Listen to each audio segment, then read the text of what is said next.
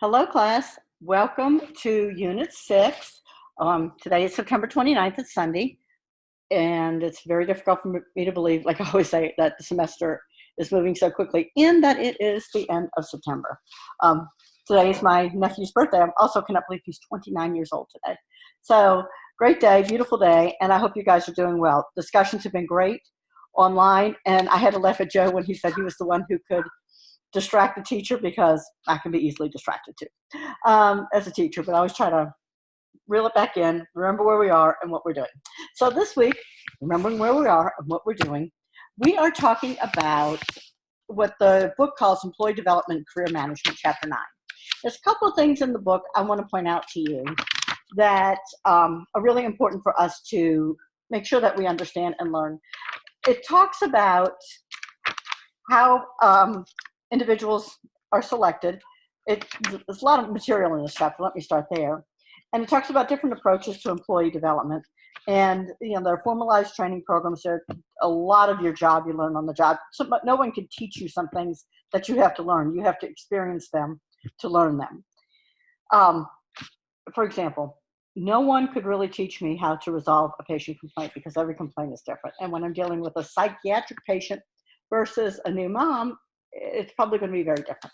So on the job training, and that's how I've learned most of mine, and you have too, it's been on the job. Job rotation, job assignments, and I love cross-training because it's really important and we learned this in quality way back in the 90s, that you own this much of the process.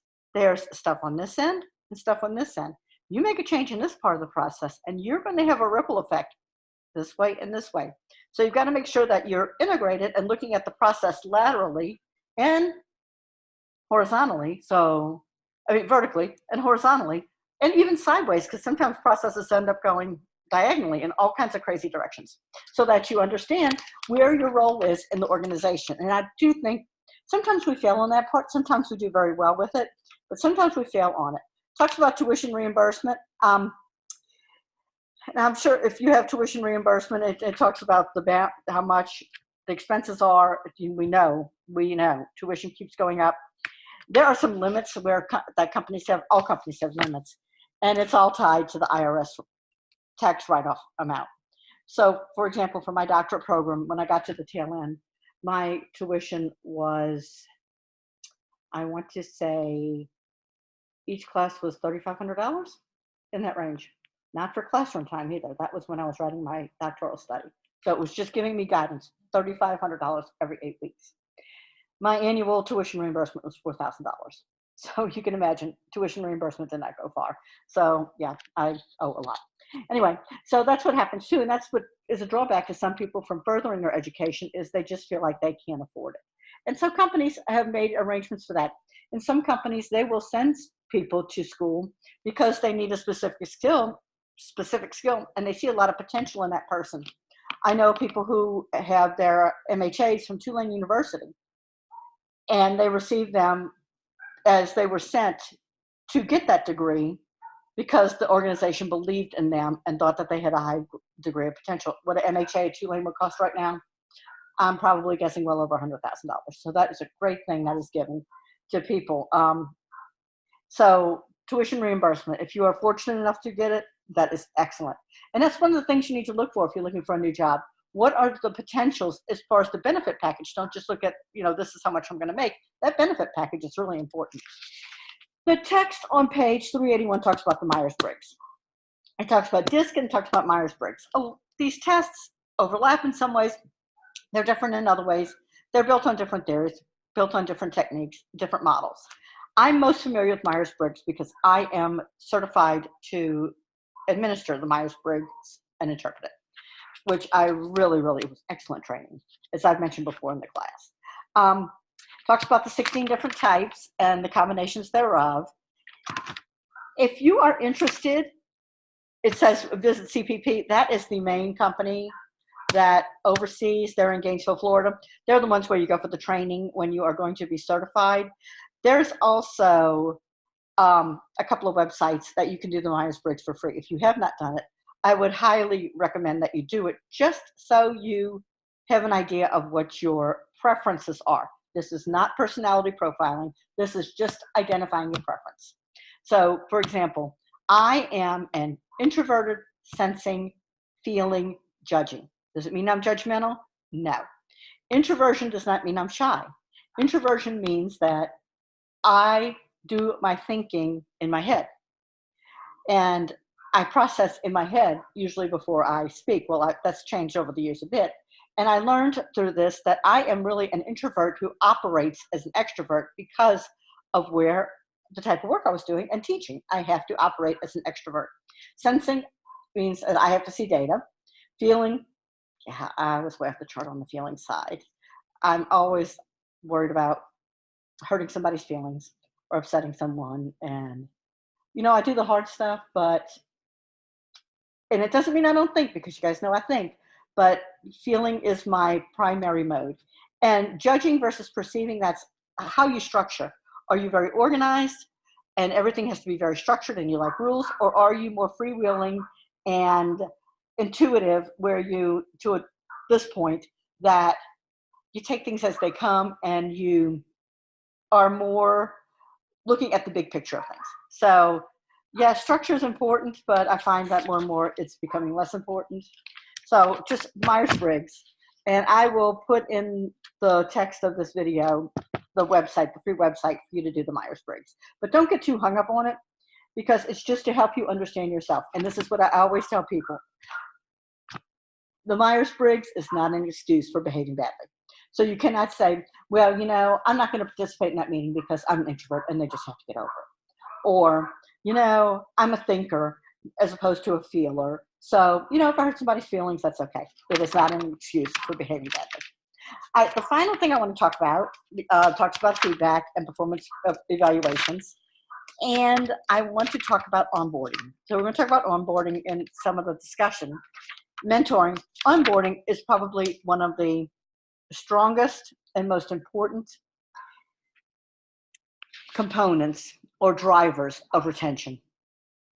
There are people who decide they're going to leave the organization on the first day they're there because of the way they're treated.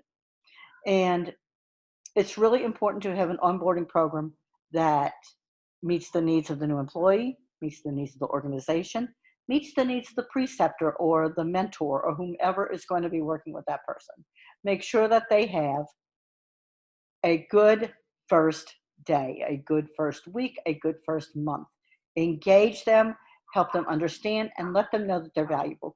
One of the biggest complaints I've heard from people is, I started the job, they weren't expecting me, and they said, who are you and why are you here? Well, you would think the coworkers should know when the new employee is coming, but that happens more often than you think.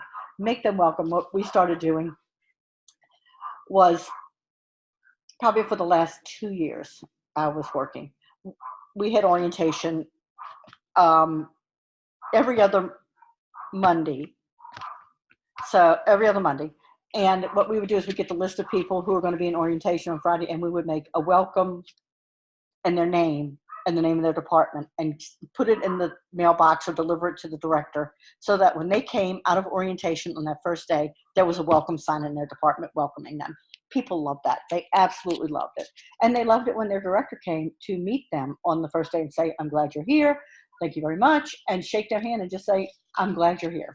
So really, really important to have a good onboarding program and experience for people. Last thing I want to talk about is in the performance management section, where it talks about the 9-box grid. I'm very honest about it. It's used, but I'm not a fan of it. I think that when they do these type of ratings, it depends on the strength of the person as the rater. And there's a lot of bias, I believe, in this type of rating, because it's not based on anything objective. It's a lot of subjectivity in this. And I've seen it applied in different companies. And I have seen many, many people lose their job because it was a forced ranking system. And so if you had, for sake of math, if you had 90 employees, 10 of them had to go in a box, each box. But let's say somebody was really a strong contributor, but you already had 11. So then you go inside that box and say, well, I'm going to move them over to core employee, or they could be moved down to inconsistent. Is that really fair? So I do have a little issue with that. And I think it needs to be subsidized with something else and not used as the only rating system. So you can imagine with with this class, let's say I had to do a 9-box system and say, okay, you've got to evenly distribute the students. I have 8 of you. So every one of you will go in a box. And even if you're a great student, I'm going, okay, where am I going to put them? And that's the problem with forced ranking that people do. And what happens was, and this was at GE, that meant that people who were, and this box is backwards, the one on page 401 is flipped from what I've usually seen. The 9 was the poor employee with low performance, low potential. That meant that 10% of their employees got laid off every year. So does that drive performance upward? Maybe not necessarily, because there comes a point where somebody's got to be at the bottom 10 and they're gone. So I think there are great ways to rate employees that give a better holistic picture of performance and improvement and productivity and employee development versus the 9-grid system. Succession planning, very, very important. And that is basically what I want to talk about this week. I was just trying to flip through the book. I know this is a little longer video because I just think there's a lot of rich information in the book this week. And you've seen over the last 5 weeks, some of the stuff is familiar. Some of it you may not have known the level of detail that's in the book and what we've talked about. And I hope you're enjoying the class so far, because I really am. I think this is a great class.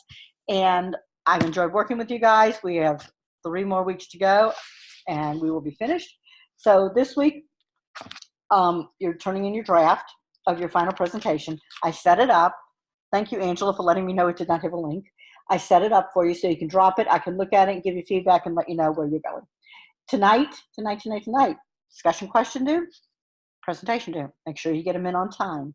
So if you have any questions, let me know. I appreciate it. I hope you guys watched the video. I'm doing it for you so that you can get a feel for what's what, and I can answer any questions and help point you in the direction of what's important. Again, if you have any questions, let me know, and I hope you guys have a wonderful, wonderful week. Take care.